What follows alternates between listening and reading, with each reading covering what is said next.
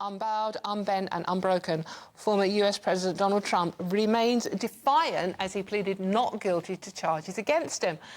Charged with conspiracy to defraud the US, obstruction of an official proceeding and against the rights of citizens.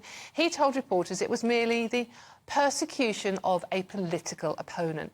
Now, joining me now is host of the Politics People podcast, Paul Duddridge. Paul, lovely to see you again. Thank you so much for joining us this afternoon. Right, just bring us up to speed on what's happening in Trump land. Well, he's now had his third federal indictment. He's had a 45-page accusation that he was attempting to overthrow the election by suggesting that it was stolen. And that's basically it in a nutshell. That's this week's news. He's obviously got the federal indictment about paying campaign money to Stormy Daniels and the federal indictment about storing documents in an office and not in a garage like he should have, like Joe Biden does, putting documents with his Corvette. So Donald Trump currently has three, and this is the most recent that we've heard about, this 45-page indictment about overthrowing the election. This came Tuesday, and just coincidentally on Monday, Devon Archer, who is Hunter Biden's business partner, testified to Congress that Hunter Biden had been present with Joe Biden while making deals on the phone over the previous 10 years. So that's just a pure coincidence. There's no way that this is election interference, obviously. Paul, the one thing that struck me that I heard Trump say was about the state of Washington streets. Now, I mean, Trump is a populist. He knows exactly what he's doing. He knows the buttons to press. But this really did hit home with me because there was a piece in the Daily Mail over here, how the left's obsession with wokery and race is turning New York into a crime-ravaged, drug-infested nightmare. And there were some fairly horrific pictures of migrants sleeping rough on the streets, etc., etc. Now, Trump alluded to that, and that is very much playing to his audience, isn't it? Well, it really is. He was dealing with Washington, D.C. there because, you know, how have they got time to do this to a former popular president whilst they aren't even cleaning their own streets? You can replicate that in cities across the U.S.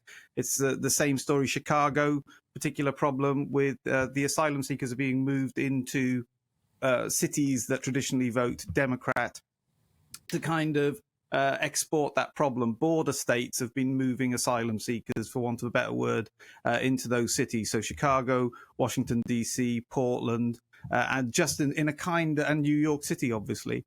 No, it is actually sort of now finally getting through to he is a populist, but because of the enormous size of the United States, and like I said, different experiences from a border state. If you're in California or Arizona, you will have a different view on perhaps illegal immigration than if you're from one of the northern states. And so the populace is actually being able to experience some of the problems that Donald Trump has been alluding to because of these policies. But yeah, Washington, D.C., in Los Angeles, I'm in Los Angeles, and you can go literally, you can drive for miles and miles of tents along just the sidewalk. I was trying to correct myself, the pavement then.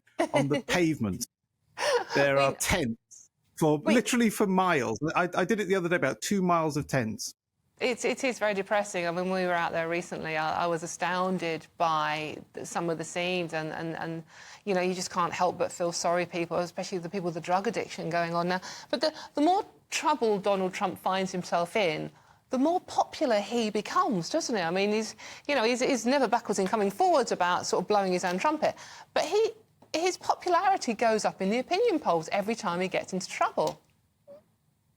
Yeah, well, this is our Brexit, if you like. You can have the ruling class, you can have the political elite telling you to your face that what you're seeing isn't happening, and nothing will shake the popularity of somebody like a Donald Trump. Nothing will shake the popularity of something like a Brexit. We don't trust the people that are telling us that he's a bad guy. This is the problem. They have lost all credibility through decades of dishonesty and decades of perhaps being seen as globalist selling out of the country. Their message is falling on deaf ears, and this is why they're amping it up and amping it up. This is not Nixon and Watergate, where there's one tiny incident that is enough to unseat a president.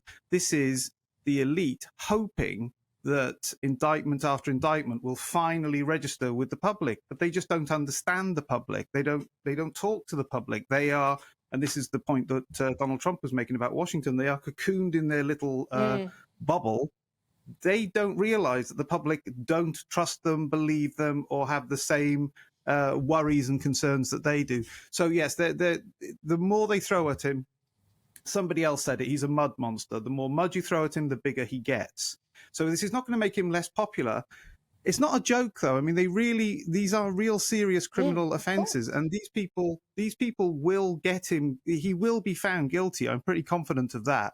And he will eventually be able to appeal and take these to the Supreme Court. This latest indictment, for instance, I read the indictment out to somebody the other day. I'll do it very, very quickly. The first line of it is said that, you know, he lied about he said the election was stolen and he knew it wasn't. And then the second line is he is entitled to do this because of the First Amendment. So it's like within the indictment, there's a contradiction that the guy's allowed to say whatever he likes as political speech. So there is a huge amount of evidence, if you like, that this is purely political, that the judiciary has been weaponized, if you like, against one particular person. Paul, just one very, very quick. We have run out of time, unfortunately. Very quick. So can you actually see a stage that Donald Trump could be in prison and President of the United States? No, I don't think he's going to physically be in prison, but he will be given a custodial sentence. But I don't think it will ever come to pass that he can be in prison because the Secret Service cannot have a former president under their control and in prison. That's great. Paul, thank you very much. That's Paul Duddridge there, joining us live from Los Angeles with the latest on Donald Trump.